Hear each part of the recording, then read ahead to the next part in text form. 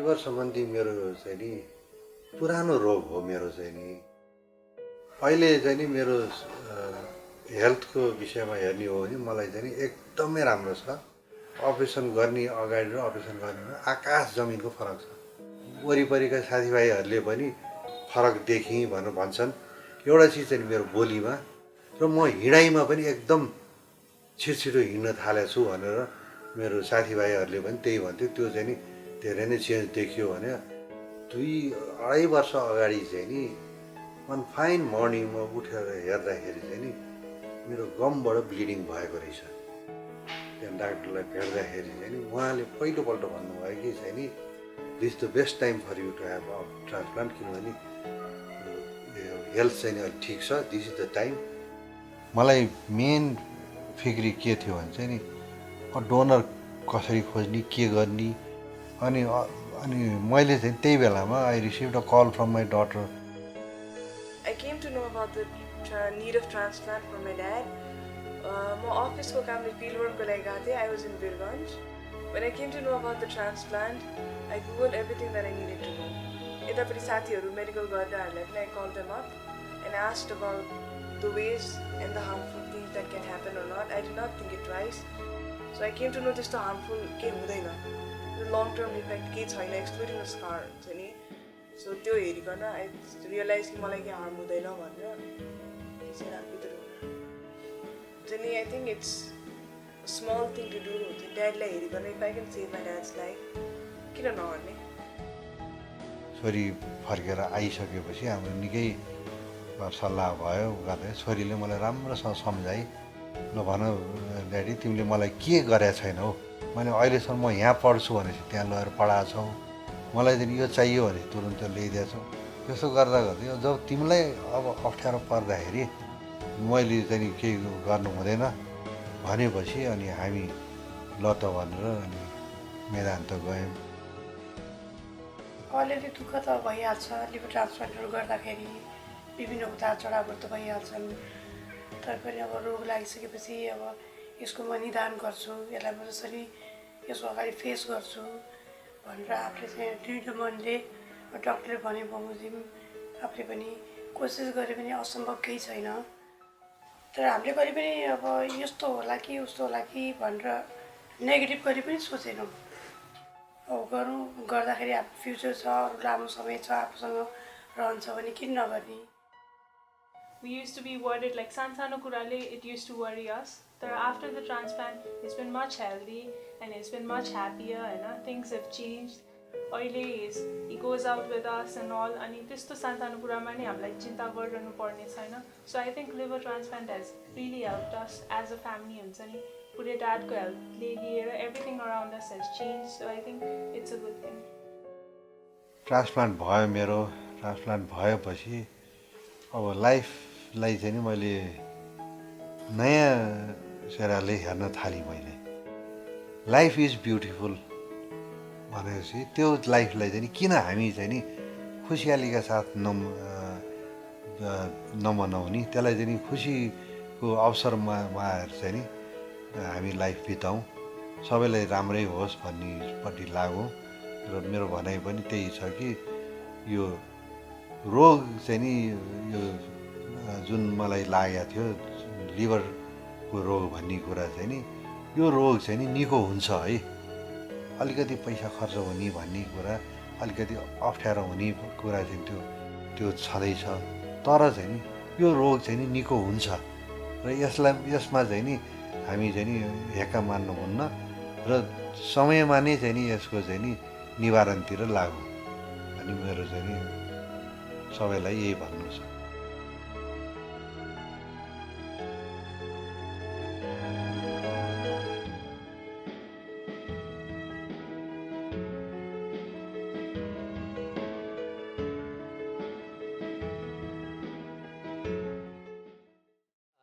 मलाई जेन्डिस हुनुभन्दा अगाडि म हेल्दी थिएँ.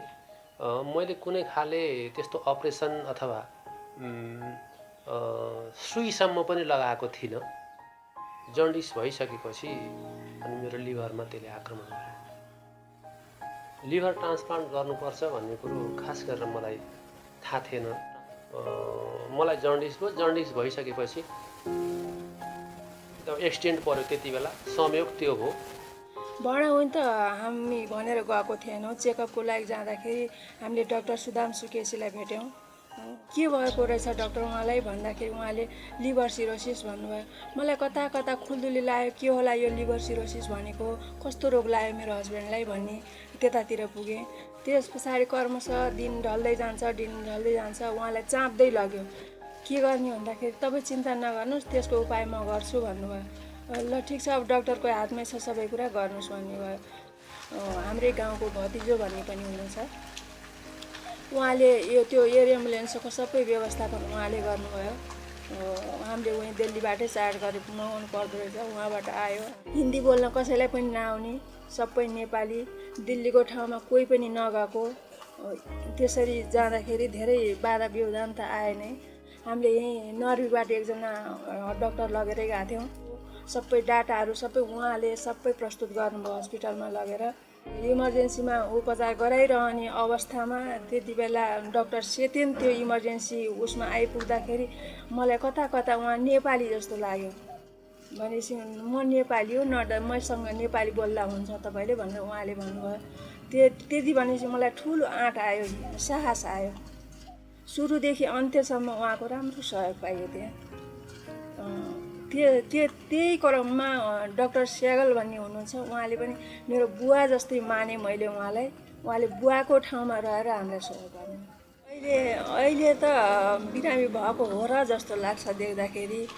कति बेला एक्लै बसेर त्यो अवस्था सम्झिँदाखेरि काहाली लागेर आउँछ। सबै सम्झिँदाखेरि त्यति बेला कसरी फेस गरेर म त्यहाँ गएँ होला जस्तो आफूलाई अहिले फिल हुन्छ।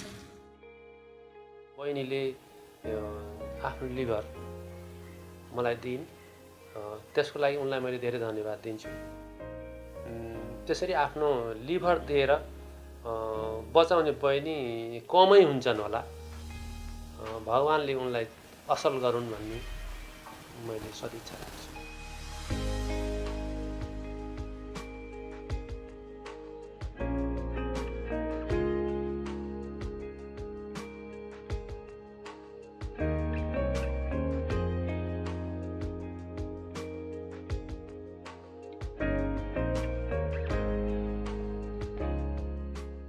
मलाई कहिले पनि थाहा थिएन कि मेरो लिभरमा डिजिज छ भनेर। मेरो अलिकति भिजी हुँदाखेरि धेरै टेन्सन हुन्थ्यो। त्यो बेला चाहिँ मेरो डायबिटिज डेभलप भएको थियो र डायबिटिज डेभलप भएको हुनाले मैले चाहिँ एकपालि चाहिँ डाक्टर राजु प्रधान भने हाम्रो फेमस रेडियोलोजिस्ट हो, उहाँ मेरो भाइ जस्तै मान्छे, उहाँ गएर हेरिदिनुहोस् न मेरो के छ भनेर। त उहाँले त त्यो प्रोब राखेर हेर्नु खोज्ने बित्तिकै हो सर हजुरको त के भयो भनेर भन्नुभयो। भनेपछि मेरो लिभरमा 4वटा ट्युमर छ। तर मलाई पर्दाखेरि मलाई चाहिँ फरक परेन। साँच्चै भन्नुहुन्छ भने मैले पनि ओके, मलाई जति बस्न मन छ के अरे बाँच्न मलाई भगवानले दिएको छ त्यति बाँच्छु भनेर सोचेँ। त्यसपछि I went to Kathmandu medical college, म त्यहीँ काम गर्थेँ। अनि अर्को दिन चाहिँ मैले त्यहाँ आएको head of department doctor Sunil Sharma, अनि उहाँलाई भने डाक्टर साहब मेरो त्यस्तो छ भन्दाखेरि उहाँले मलाई सिटी गराउनु भयो त्यहीँ काठमाडौँ मेडिकल कलेजमा र तपाईँको लिभर ट्रान्सप्लान्ट गर्छ भन्नुभयो। त्यसपछि उहाँले अनि प्रवीण थापा पनि हुनुहुन्छ, अहिले एसोसिएट प्रोफेसर हुनुहुन्छ, is a good surgeon as well. उहाँहरू सबले मलाई सम्झाएर मलाई हेल्प गर्नुभयो फाइनेन्सियली एज वेल। अनि हामी गयौँ, प्रवीण डाक्टर र म गयौँ दिल्ली वेदान्त बनी हस्पिटलमा। अब डोनर चाहियो। डोनर खोज्दाखेरि चाहिँ मेरो परिवार ठुलो छ, डोनर चाहिँ पाइन्छ कि भन्दाखेरि मेरो वाइफको पनि मिलेन ब्लड ग्रुप, मेरो छोरीको पनि मिलेन, they were the first people to give, उनीहरूको मिलेन। त्यसपछि मेरो भान्जा भान्जी 8 जना आए, गर्दाखेरि उनीहरू कसैको पनि मिलेन। अनि म ल ठिक छ मिलेन भने मिलेन, यस्तै हो भाग्य भनेर बसिरहेको थिएँ। भान्जीले फोन गरेँ, मामा कसैको मिलेन छ म दिन्छु तपाईँलाई भने म त छक्क परेँ। उनको नाम शान्ता दाहाल हो, भेरी गुड पर्सन, बहुत दयालु है। र उहाँ चाहिँ मेरो दोस्रो आमा भयो। पहिले उहाँलाई दोस्रो आमा भन्नुपर्छ। त्यसपछि चाहिँ मेरो डायबिटिस भएको 3 महिनापछि चाहिँ मेरो ट्रान्सप्लान्टेसन भयो। अब यो धेरै लामो कुरा छ, यसमा त्यहाँ बसेका धेरै नेपालीहरूले पनि हेल्प गरे रगत दिनमा। मेरो बहिनी ज्वाइँहरूले, मेरो बहिनीहरूले, मेरो अरू रिलेटिभहरूले, काठमाडौँ मेडिकल कलेजको समस्त परिवारले त्यसमा पर्सनली आफ्नो पैसा दिएछ। केपी शर्मा ओली सरले पनि मलाई धेरै हेल्प गर्नुभएको छ, म उहाँप्रति बहुत आभारी छु। अरू धेरै नेताहरूले पनि मलाई म सहानुभूति जताउनु भएको छ, म त्यसको लागि पनि आभारी छु। मेरो साथीको छोरा पनि छ, उसले त म लिभर पनि दिन्छु, तपाईँलाई कति पैसा चाहिन्छ त्यति पनि दिन्छु भन्थ्यो। मलाई धेरै हेल्प गरिरहेछन् है। म साँच्चै भन्नुहुन्छ यो लाइफ मेरो होइन, जति मान्छेले मलाई हेल्प गरिरहेछन् म उहाँहरूकै हो। उहाँहरूले नगरे म आज बाँच्दैन थिएँ, यहाँ तपाईँसँग कुरा गर्न पनि सक्दैन थिएँ। र जहाँसम्म लिभर ट्रान्सप्लान्टको कुरा छ, यो धेरै महँगो छ र हामीले यो हाम्रो देशमै डेभलप गर्नुपर्छ। हामी कहाँ स्किल्ड सर्जनहरू छन्, यस्तो खालको चाहिँ प्रोसिडियरहरू नेपालमा गर्नुपर्छ। र नेपालमा धेरै बिरामीहरू पनि छन्, यस्तो खालको बिरामीहरू, उहाँहरू डराउनु हुँदैन होइन। लाइफ पनि एउटा हो, किनभने क्वालिटी लाइफ नै बाँच्नु पऱ्यो नि सकेसम्म। त्यसले गर्दाखेरि गुणस्तरीय जीवन बिताउनुको लागि चाहिँ लिभर ट्रान्सप्लान्ट गर्नु पऱ्यो भने गर्नु पऱ्यो र त्यसलाई सरकारले पनि हेर्नु पऱ्यो र अरू चाहिँ यो जति सामाजिक संस्थाहरू छन् उहाँहरूले पनि हेरेर देशमा चाहिँ इस्टाब्लिस चाहिँ गर्नुपर्छ। यो लिभर ट्रान्सप्लान्टको आजको दिनमा यो सेफ अपरेसन हो र मान्छेले यसलाई गराउनु पर्छ जस्तो लाग्छ मलाई, यदि इन्डिकेसन छ भने। तर धेरै महँगो विदेशमा पर्ने हुनाले यसलाई चाहिँ अलि सस्तो खालको मिलाएर देशमा गर्न चाहिँ सबभन्दा राम्रो हुन्छ। जीवनलाई चाहिँ हेर्नुहोस् जस्तो आउँछ त्यसै हिसाबले नै जानुपर्ने रहेछ, किनभने अल्टर गर्न चाहिँ हामीले जीवनलाई चाहिँ यसरी चेन्ज गर्छौँ भनेर चाहिँ हामीले मात्रै सक्दैनौँ, किन नेचर भनेको सबभन्दा बलवान हो। तर यु ट्राई, किनभने अब तपाईँलाई थाहा छ नि सेक्सपियरको उसमा छ नि त, ट्राई अगेन भन्ने छ नि। कोसिस गर्नुपर्छ आफ्नो तर्फबाट, हुने कुरा चाहिँ भगवान्को हातमा छ। नेपालमा लिभर डिजिज चाहिँ नि एकदमै कमन छ। अब लिभर डिजिज के हो, के पर्छ भनेर भन्दाखेरि चाहिँ यसमा विभिन्न रोगहरू छ। एकदम कमनली नेपालमा देख्ने भने चाहिँ नि सिरोसिस या क्रोनिक लिभर डिजिज भनेर भन्छौँ। यसको लक्षणहरू चाहिँ के हुन्छ भन्दाखेरि जन्डिस हुने, यानि कि आँखा पहेँलो हुने, शरीर पहेँलो हुने। लिभर डिजिज चाहिँ नि हामीले कसरी बुझ्नुपर्छ भन्दाखेरि लिभरको के हो क्वालिटी भनेर बुझ्नुपर्छ। फर्स्टमा लिभर चाहिँ नि रिजेनेरेट गर्ने खालको अर्गन हो, यो नङ र कपाल जस्तै हो। तर कुनै एउटा एक्सिडेन्टले, कुनै एउटा इन्सल्टले गर्दाखेरि चाहिँ त्यो नर्मल हुन नसकेपछि अनि त्यसलाई हामी डिकम्पन्सेटेड लिभर डिजिज भन्छौँ। त्यस पछाडि चाहिँ ट्रिटमेन्ट चाहिने हो। यसको सही उपचार भनेको पनि लिभर ट्रान्सप्लान्टेसनै हुन्छ। त्यस कारण सबै लिभरको डिजिजमा ट्रान्सप्लान्टेसन चाहिन्छ भन्ने होइन, तर थुप्रै डिजिजहरू छ जसको आइडियल ट्रिटमेन्ट नै ट्रान्सप्लान्टेसन हो। लिभर ट्रान्सप्लान्ट भइसकेपछि चाहिँ नि त्यसले चाहिँ फरक एउटा फेटै डिफ्रेन्ट पारिदिन्छ। लिभर डिजिज भइसकेपछि यसको कन्सिक्वेन्स भनौँ या रिजल्ट त राम्रो त छैन, तर के गरी हामी कुनै तरिकाले जस्तै लिभर ट्रान्सप्लान्टेसन गरेर यो मान्छेको फेटै बदल्न सक्छौँ। उहाँहरू चाहिँ नि आफ्टर 5 years पनि पोसिबिलिटी अफ सर्भाइभल के गरी 70% पार्न सक्छौँ या 80% पार्न सक्छौँ भने यो त एकदमै ठुलो कुरा हो होइन। यसलाई चाहिँ अब क्वान्टिटी मात्रै नभइकन हामीले त क्वालिटी अफ लाइफ पनि इम्प्रुभ गर्ने भएको भएर आई थिङ्क त्यो नजरियाले हेर्नुपर्छ। केएमसीमा मात्रै हामीले एउटा हुन्छ रिसर्च भनौँ न, एउटा स्टडी गरेका थियौँ वैशाख 2068देखि चैत्र 2070, यानि कि 3 yearsमा केएमसीमा कतिजना लिभर डिजिजको पेसेन्ट आए र उहाँहरूको एक्चुअल रिजल्ट चाहिँ के भयो भन्ने कुरा हामीले स्टडी गरेका थियौँ। यो अवधिमा there were 138 patient who actually required transplantation.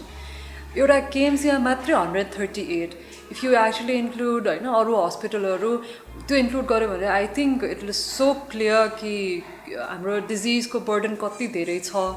Transplantation is so much required अहिले हाम्रो कन्ट्रीमा, एउटा नेसेसिटी नै हो भन्ने कुरा चाहिँ क्लियर हुन्छ जस्तो लाग्छ मलाई।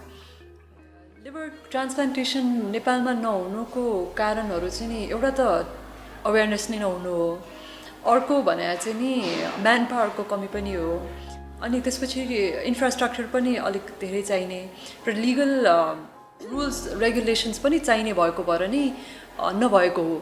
तर इट्स हाई टाइम हामीले त्यो सबैमा चेन्ज ल्याएर चाहिँ हामीले गर्नुपर्ने भइसकेको छ। हामीहरूको म्यान पावरको हिसाबमा हेर्ने हो भने अहिले त हामीहरू ट्रान्सप्लान्ट सिकेर आएको हामीहरू नै छौँ। इन्फ्रास्ट्रक्चर भने is something you can always develop होइन। केएमसीमै केही कुरा गर्ने हो भने इन्फ्रास्ट्रक्चर हामीलाई जुन चाहिँ लले चाहिने त्यो त हामीसँग अलरेडी छ। लिगल इस्युले चाहिँ हामीलाई एक्चुली रोकिराखेको हो नेपालमा अर्गन ट्रान्सप्लान्ट एक्ट चाहिँ छ किडनी ट्रान्सप्लान्टेसनको लागि चाहिँ नि रुल छ तर अरू कुनै अर्गन इन्क्लुडिङ लिभर ट्रान्सप्लान्टको लागि चाहिँ नि एउटा रुल बनेकै छैन जसरी हुन्छ एउटा रुल चाहिँ नि छिटो हामीले चाहिँ नि ल्याउनुपर्छ होइन अनि त्यस पछाडि चाहिँ नि हामीहरूको ट्रान्सप्लान्टको प्रोग्राम चाहिँ नि सक्सेसफुल हुन्छ एउटा यो खुसीको कुरा हो कि केएमसीले चाहिँ नि लिभर डिजिजलाई एकदम इम्पोर्टेन्स दिइरहेको छ हामीले अहिले गरिरहेको फङ्सन भनेको 16th केएमसी डेको सेलिब्रेसन हो 2 week long सेलिब्रेसनको first event world liver day celebrate गर्दैछौँ which means a lot actually हामीहरूलाई जो हेल्थ लिभर डिजिजसँग सम्बन्धित छौँ अनि त्यति मात्रै होइन केएमसीले चाहिँ नि आफ्नो स्ट्राटेजिक प्लानमा हालेर this has been sanction this has been approved and this is a priority program so provided we have good rule and provided we have like good wishes and everything, I think we are ready to go.